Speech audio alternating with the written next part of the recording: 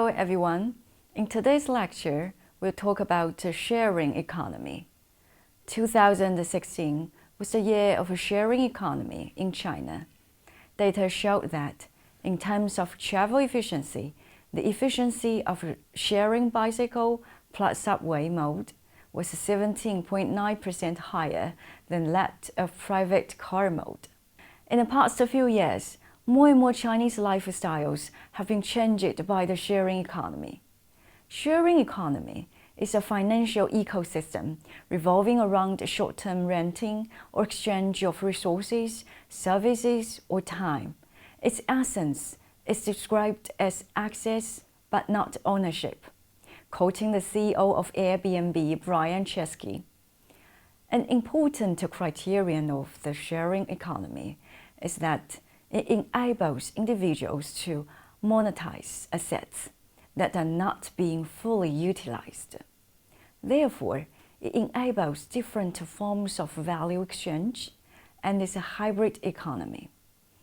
It encompasses the following aspects: swapping, exchanging, collaborative consumption, shared ownership, shared value, cooperatives, co-creation, recycling, upcycling, trading used goods, renting, borrowing, lending, subscription-based models, peer-to-peer, microfinancing, micro-entrepreneurship, and public services.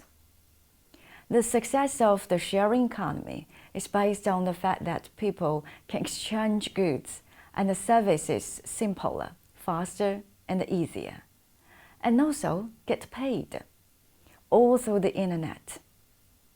The three basic elements in sharing economy includes idle or available resources, online sharing platform, and the mass market fully participated. The idle resources are the foundation on which sharing economy is built. The online platform is the indispensable core where sharing happens, and the participants are the ones who innovate, customize, and individualize the services. The concept of sharing economy first appeared in a Journal of American Behavioral Scientists in 1978. 30 years after, it was widely spread and accepted with the rise of Uber and Airbnb in the US. With its rapid development, some experts predict that in the future, every economy will be shared, and Uberization will happen in every industry.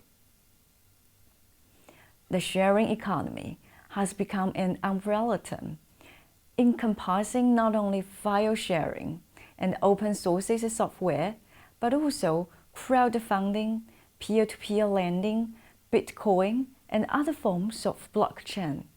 The advantages of the sharing economy are substantial. For customers, they enjoy lower search and transaction costs. By clicking on the app, it's enough to find a local driver, household appliance, or even doctor. Usually, the price is much lower than the traditional alternatives. From the supplier's point of view, the sharing economy means more flexibility, offer products or services whenever and wherever as needed, saving the costs of middlemen and the time to find the clients. On a macroeconomic level, the sharing economy means more efficient use of resources and a more sustainable and unique way to consume products, giving rise to streams of new businesses and brands.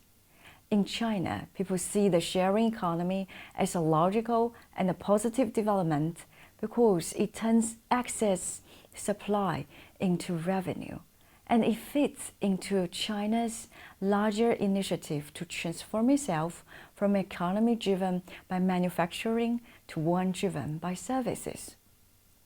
In terms of the reasons for its success in China, it could be because of the larger proportion of the youth, enough big tech-savvy population, and more importantly, the convenience of internet connection and the mobile payment. The growing number of mobile online platforms effectively connect people who have underutilized assets with people who need them. In a sharing economy, the consumer role is two-sided, with the consumers acting as obtainers and the providers of sources. Sharing economy has given rise to giant companies in China. Didi Chuxing is a perfect case in point. Didi offers a broad range of services for travelers, including taxis, private cars, car rentals, buses, and chauffeurs. This is beyond what traditional cab services can offer. Its success forced its American rival Uber to withdraw from the Chinese market in 2016, and Didi is now the largest ride-sharing company in the world, and it's just 7 years old. In 2015 alone, Didi completed over 1.4 billion rides. By comparison, it took Uber 6 years to reach the 1 billion ride mark. The company uses new technologies, such as artificial intelligence, to more efficiently deploy its resources. With these steps, Didi has expanded far beyond the mobile app used by ride-hailing companies worldwide, and is listed among the top unicorns in the world. Meanwhile, bike-sharing services offered by companies such as Mobike and Ofo are native in China. Bike-sharing uses smart bike locks fitted with a QR code and a GPS sensor to allow citizens to jump on a bike anywhere in the city, ride to their destination, and then lock and leave it wherever they want. And there's no need for docking stations. The rise of these companies has led to a revival in bike use. The companies combined have over 6 million weekly users, and in some cities are the second or third most used form of public transport. The concept is convenient, green, and cheap. An average 30-minute ride costs only about 1 yuan. The sharing economy has great benefits for the environment as well. For example, in 2015, Didi passengers shared an average of 1,143,000 rides per day.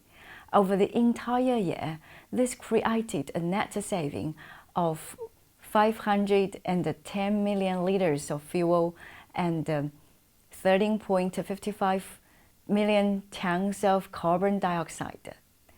Despite these advantages, China's sharing economy still faces legal and regulatory hurdles.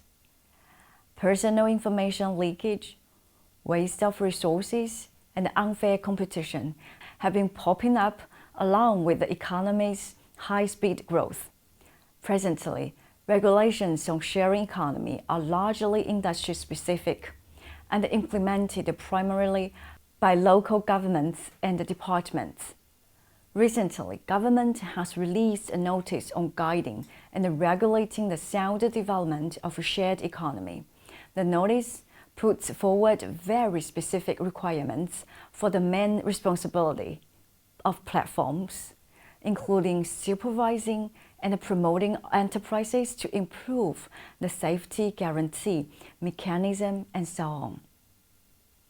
According to a recent report, China's sharing economy is expected to keep a rapid annual growth rate of more than 30% over the next 5 years, and is officially forecast to account for over 10% of the country's GDP by the year 2020 and 20% by 2025.